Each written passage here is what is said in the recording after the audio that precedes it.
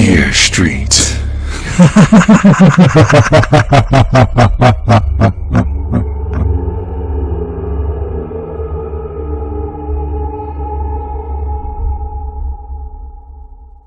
I was at home with my friend Samantha a few hours after school ended when my dad called me to let me know he wasn't going to come home that night.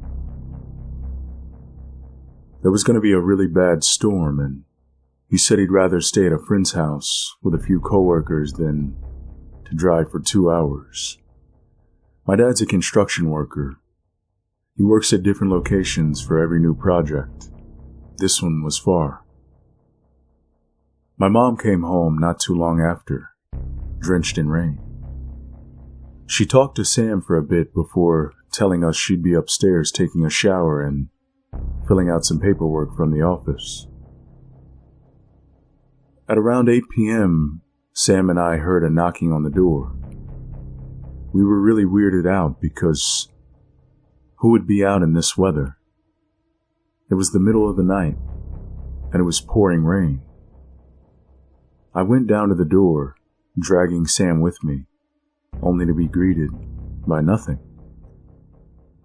We were looking out the door for a little under 5 seconds when we heard knocking again. Now at this point, we freaked out because we realized the knocking was actually coming from the back door. We quietly went up the stairs to my mom's room, finding her asleep, not even changed out of her work clothes. I woke her up immediately and told her someone was in our backyard. This obviously caused alarm, and seeing her so freaked out freaked Sam and I out even more. This might not sound as scary to you, but being home without my dad in the house was scary enough on its own. Mom went down into the kitchen, with us trailing not even 2 feet behind her, and she pulled out her rolling pin. Before we could reach the door, the knocking stopped. Mom reached over and pulled the curtain back. All Sammy and Mom saw was pitch black, but I swear I saw someone standing a few feet away from the door. Maybe it was because I was the only one of us facing its direction, but it was tall. Like 7 feet, and maybe over. That's all I can tell you because that's all I saw of it. It was probably just one of the tree branches. It's really windy out, Mom said. I could tell Sammy wasn't too sure, and I knew damn well it wasn't a tree branch, but why freak the rest of them out? I know now I should have told them so we could have just left. But I kept quiet for their sake. About an hour after that, Mom decided to go to the department store down the street to pick up some dinner and left both of us at home. It was only 5 minutes later when we suddenly heard knocking again. I began to feel uneasy. It could be your mom. I went down to the door and asked who it was. The following 5 seconds of silence were the longest of my life. It's me. It was Mom. But at the same time, I felt like it wasn't.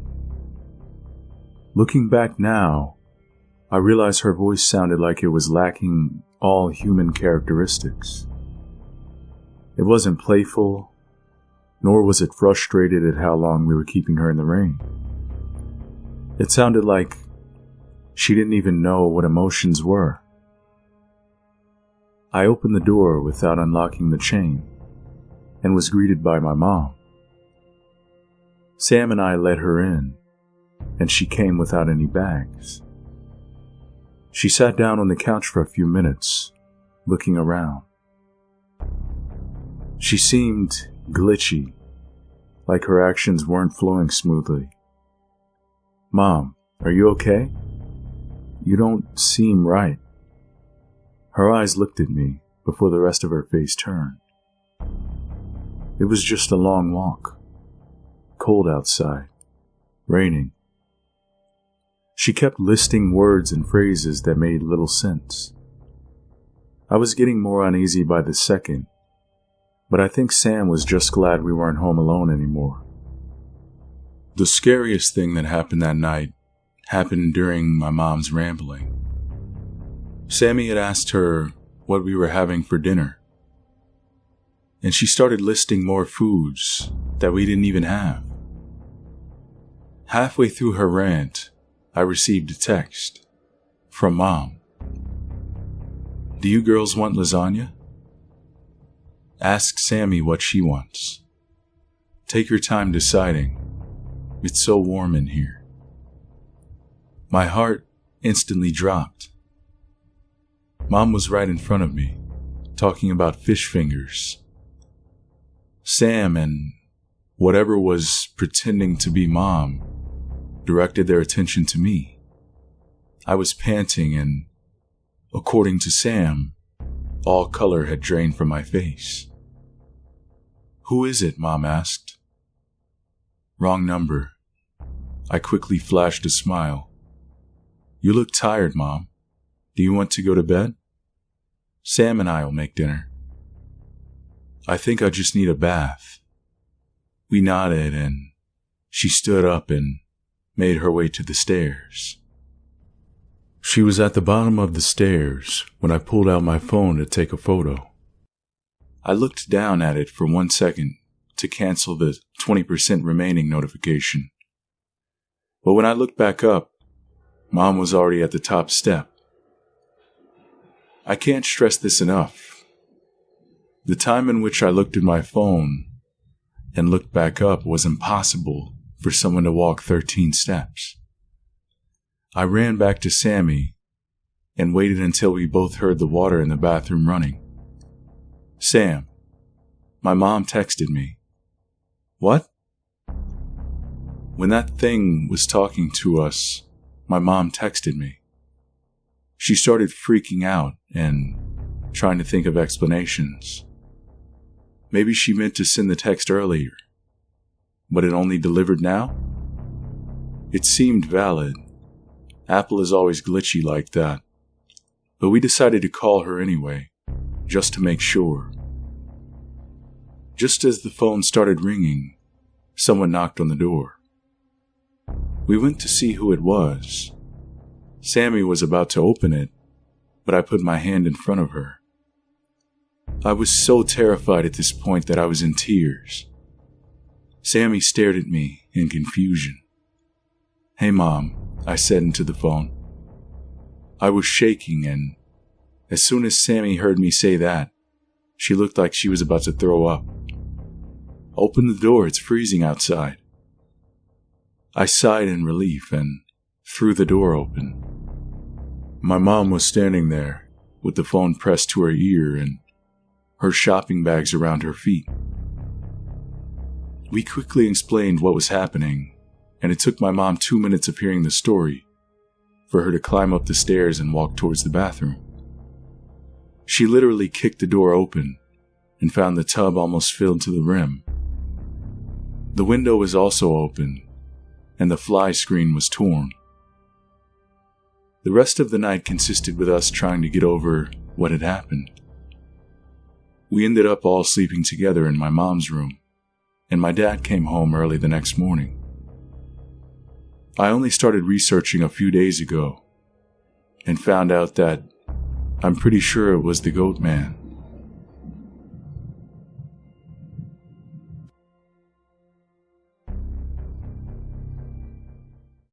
It was 2007, and I was 16. I was with some 16 to 18-year-olds on this fun camping trip out in the woods, behind some of these guys' houses. We picked a spot in the clearing where it would be like a little party kind of a site. I'm not much of a partier. I grew up with that going on all around me, so I tried to avoid it. So we all hung out in this clearing with 3 different tents set up and with a fire pit in the middle. We had planned to spend 4 to 5 days, It was summer vacation, so we didn't have school. I think this was early August. Anyway, we all decided to hang out in the clearing, roasting marshmallows and just having a good time. I sat around making s'mores, and the sun was just beginning to set, and we were all having a good time. At around 7 or so, we heard something moving in the bushes nearby, and someone threw an empty bottle at the bushes. We heard it smash and watched something climb out of the bushes and lumber back into the trees. We thought it was just some psycho person, but everyone got a little bit nervous. Later that night, I was asleep in the tent with 3 other people. The only person I knew was my friend Paul, who invited me along. I remember everything being silent, and then I heard a sort of popping sound by the fire, and we all sat up. Crawling out, we could hear people in the other tent's voices saying, "What the hell was that?" Paul unzipped the tent, and we crawled out. The fire, which we had put out about an hour or 2 ago, was now a roaring blaze. We thought maybe someone poured gasoline all over it and lit a match or a lighter, but we never heard anything. We also hadn't heard anybody running away, which you would think we would have. It was at this point that there was an awful smell, but I had a stuffy nose and couldn't make it out really. It may have been a skunk, but Paul said that it was more like rotten meat. But we hadn't smelled it earlier or since. Some other people began holding their shirts up to their noses, as if a pungent smell had just appeared. We were all a little on edge, but I guess some people agreed, to hell with it, let's just stay here. We hadn't brought any guns to fend ourselves off, but one guy who was about 18 said he had a pocket knife. Our second day here, nothing happened until it became night again. At around 4 a.m., we were all fast asleep and awakened by noises behind our tent. We started to get out when Paul said, "Shut up for a minute." We sat in silence, listening to the noises, which sounded like voices I couldn't make out. The voices seemed to be coming closer to us, and we quietly climbed out of the tent. The voices still approaching our camp, the 2 other guys in our tent crept to the other tents and woke the other people up, telling them to get the hell out of there. All 13 of us stood quietly listening to the voices, getting louder and closer. At the point where they got to where they were right behind our tent, all of a sudden the voices stopped, but an eerie humming noise was coming from the trees all around us. One of the guys, I think named Ben, who was 17 or 18, walked to about 10 feet from the tree line where the voices had been coming from, and he asked who was there. We waited quietly for a response, but we heard nothing except distant crickets. He walked back to us, and right then we heard the voices moving away, which to me sounded like what Ben had asked, being repeated. But it didn't sound like Ben moving away, almost like something was trying to mimic what he sounded like. I could hear the voice sort of crackly and jumpy, repeating those words as it moved off into the distance. We all got back to our tents but didn't sleep. The next day, someone had left to their house to grab something. They came back a little later with a potato gun, saying they'd shoot the thing bothering our campsite. Around 7 p.m., not really partying, but just huddled around the fire, a girl stood up, looking terrified, so we went over to find out what was wrong. She said that last night, when we were listening to the voices, there was another person with us. Now, there were 13 of us, but she insisted there had been a 14th. We all started to get nervous again, and Ben told us he was going to run back to his house. He and Potato Gun Guy were neighbors, and he said he was going to get his father to come out here with a gun and wait. Someone went with him, and Paul and I were just talking to each other about how we could leave early if things got too crazy, which they were starting to now. We were in the middle of talking about how we should pack up when all of a sudden we saw Ben standing in the woods.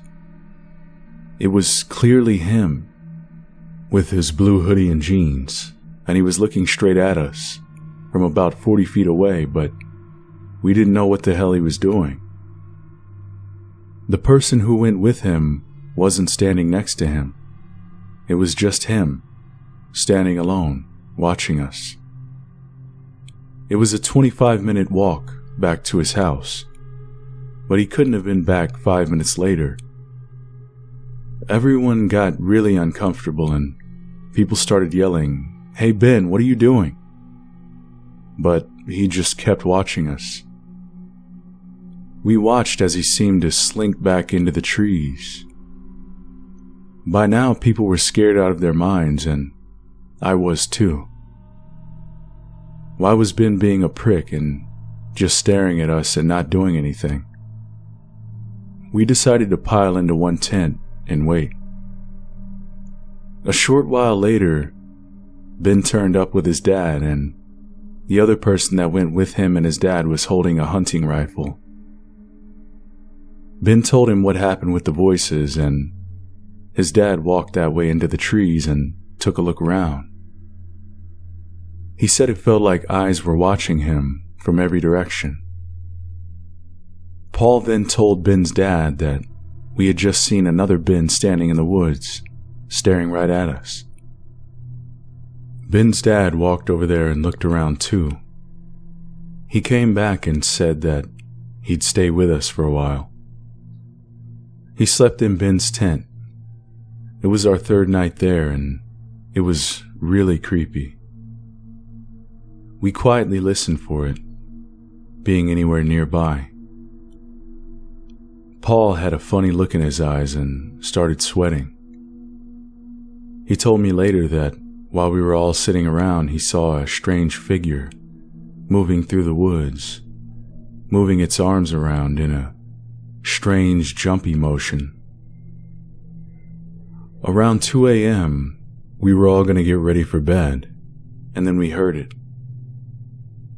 It was saying something in a high voice. It sounded like it was saying, "Who's there?" completely mimicking what Ben had said the night before. Ben's dad tried to pinpoint where the voice was coming from and fired a shot into the trees. That gunshot was loud. Right after, we could hear a creepy chanting like a male voice. I was scared.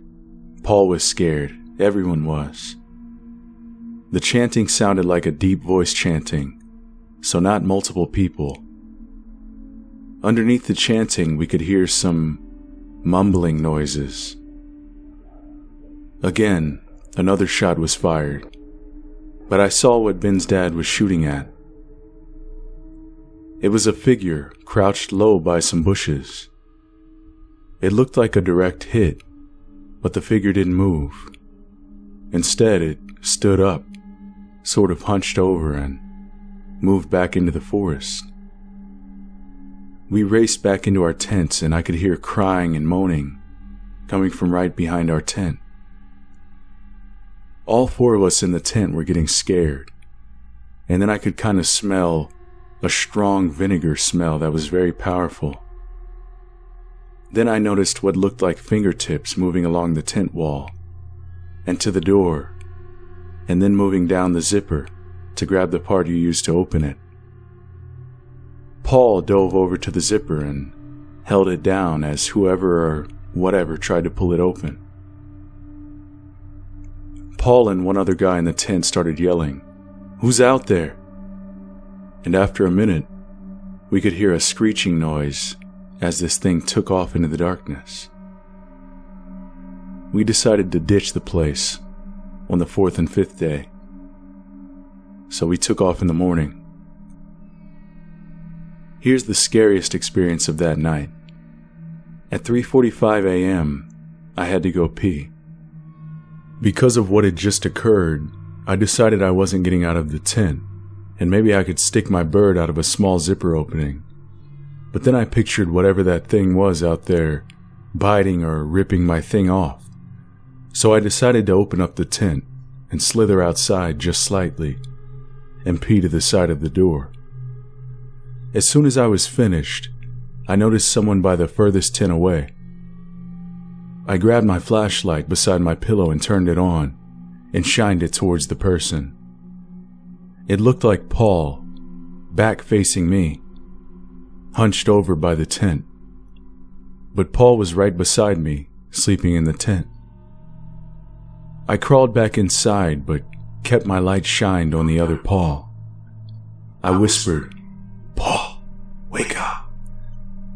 And the moment he did, I looked outside to see the other Paul stand up and turn, facing toward me, and stare right at me. I dove back in and leapt under my sleeping bag, huddling there awake as I explained to Paul what I had just seen. I guess at one point in the night, I was facing another way and was freaking out, but one of the other guys in the tent said he woke up, eyes still half closed as he rolled over, and he could see the other Paul looking through the tent, the part of the flap that I didn't close. He thought it was just Paul coming to wake them up, but realized the real Paul was asleep, right beside him. We immediately packed up and left. So I guess that's the creepiest thing that happened to me. I don't exactly know where this forest was. It was on private property. But damn, it was scary.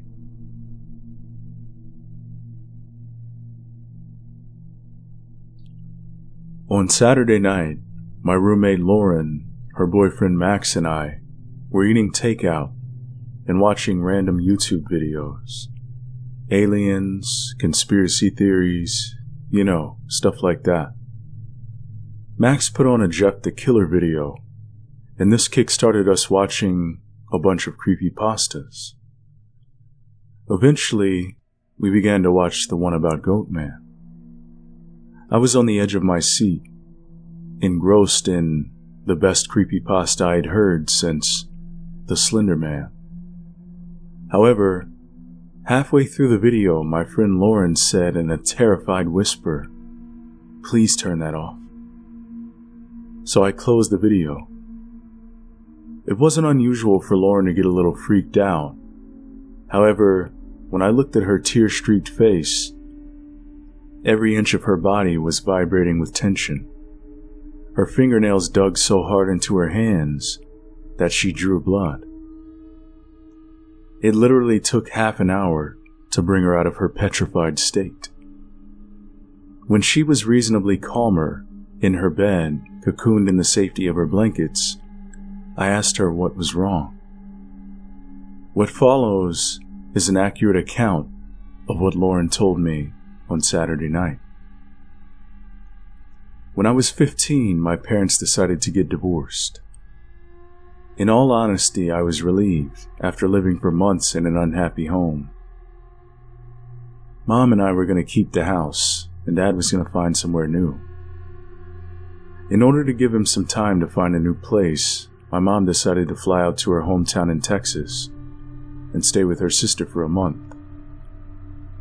I was given the option of going with Mom or staying at home in London with Dad. I decided to go to Texas with Mom as I'd never visited the USA before. My aunt had twins a year younger than I and lived in a farmhouse with many acres of land. I figured I'd have an amazing summer with my cousins, exploring and going on adventures. We arrived and my Aunt Jess was lovely. She had the same blonde hair and voluminous figure as my mom. My cousins Hank and Courtney were lanky blonde bundles of energy. The three of us got along really well, in the beginning anyway. The first few days were spent swimming in the lake on their land, eating, having picnics of tuna fish sandwiches and Reese's Pieces for lunch.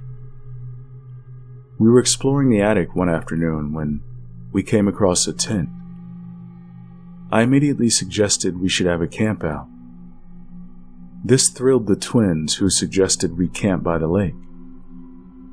I disagreed. We always play at the lake.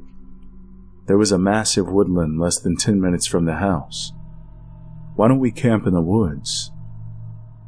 Hank and Courtney looked at each other and burst into hysterical laughter. Then they turned their freckled faces towards me, looking grave. "Those woods are haunted," Courtney stated. "Yeah," Hank agreed. "Everyone knows that." This only made me want to camp in the haunted woodland more, but Hank and Courtney refused.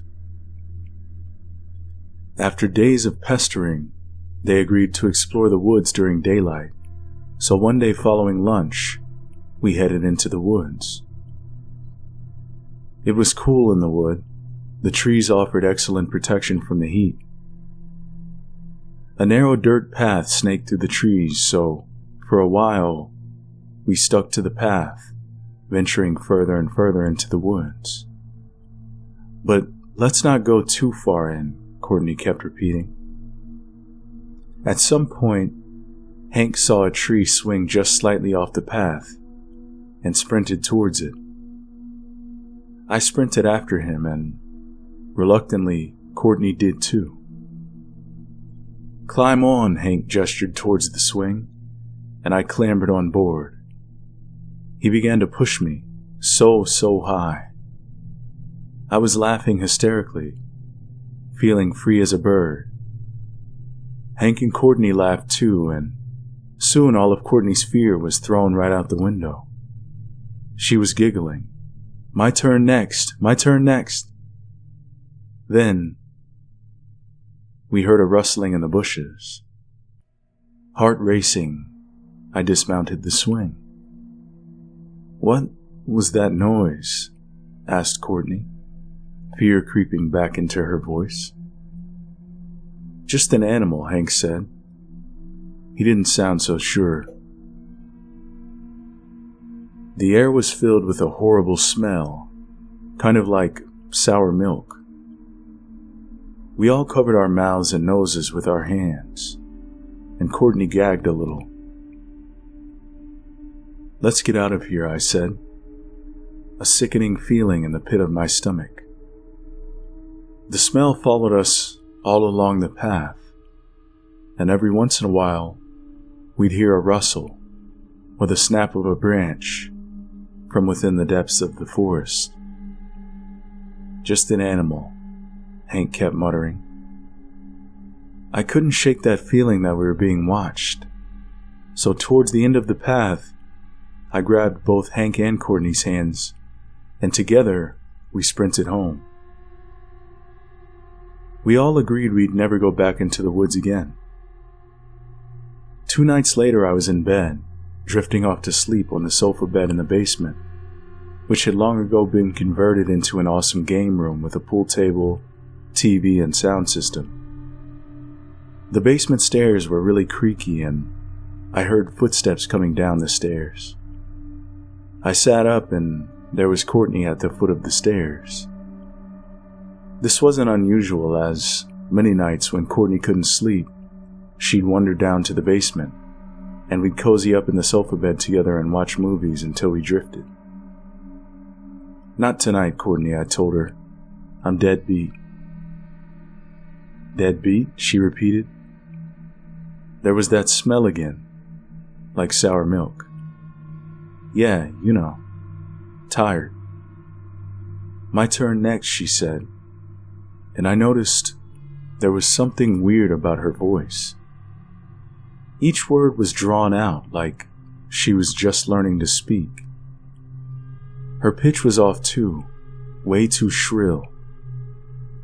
I flipped on the lamp next to my mattress to get a better look at her, and her eyes were blank and emotionless, just staring right through me. A chill crept over me as she staggered, like a baby learning to walk, over to the sofa and sat herself down on it. "Are you okay?" I asked her. "Okay," she repeated in that same off-canter voice.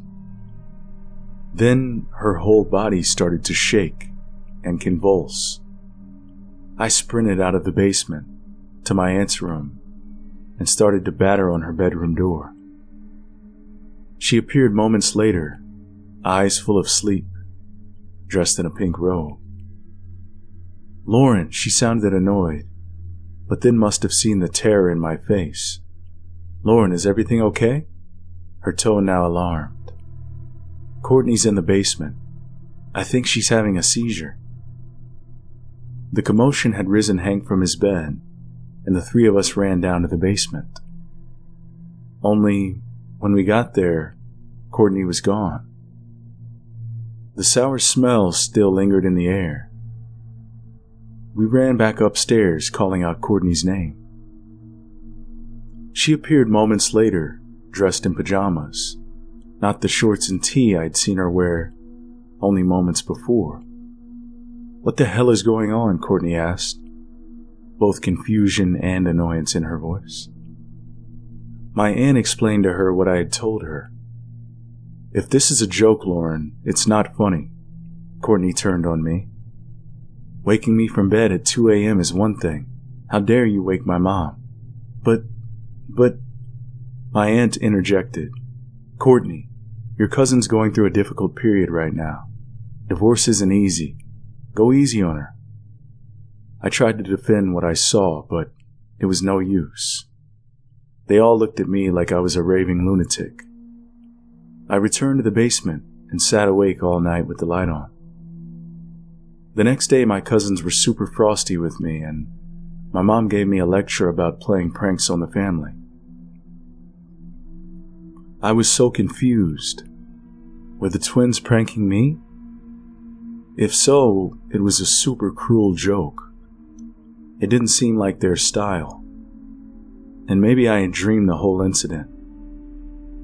A few nights later, I was in bed asleep when I was awakened by a piercing scream. Courtney's scream. I sprinted from the basement to where my mom, aunt, Hank, and Courtney were all gathered in the upstairs landing. "You," Courtney thrust her finger at me, shaking like a leaf. "Me?" I said dumbly. I woke up and she was standing over my bed staring at me. It was really creepy. She just kept repeating, "Courtney, Courtney, Courtney," in a scary voice. When I screamed, she ran away. Now I was sure Courtney was the one playing pranks on me, and I wasn't going to let her get me in any more trouble. BS. It slipped out, and my mom gave me a sharp slap from my tongue. My Aunt Jess rounded on me. "BS, huh? I saw you sprinting down the stairs wearing the very same nightshirt you're wearing now. That's impossible." "Are you calling your aunt a liar?" my mom demanded. "No, but..." I trailed off while my family all glared at me. "I'm so sorry, Jessica." Mom apologized on my behalf. "I won't have your daughter terrorize my kids," Aunt Jess replied, hands on her hips. We left Texas and flew back to England the following day, 2 weeks early. My mom keeps in touch with Jess. I've tried emailing Hank and Courtney, but they never respond. that bridge is forever burned. Since then, I'd convinced myself the whole situation was a weird prank Courtney played on me that got out of hand. That was until I heard the story of the Goatman. Now I think the whole situation was something much more sinister. Max and I are completely sure Lauren is being truthful. She's not the type to make up ghost stories, and if you guys had seen the fear in her eyes, you'd all be convinced too. Max and I have convinced her to reach out to Hank and Courtney. If the Goatman still haunts the woods by their house, he could easily strike again. Lauren has asked them if the three of us can fly out to Texas and investigate. We're awaiting a response.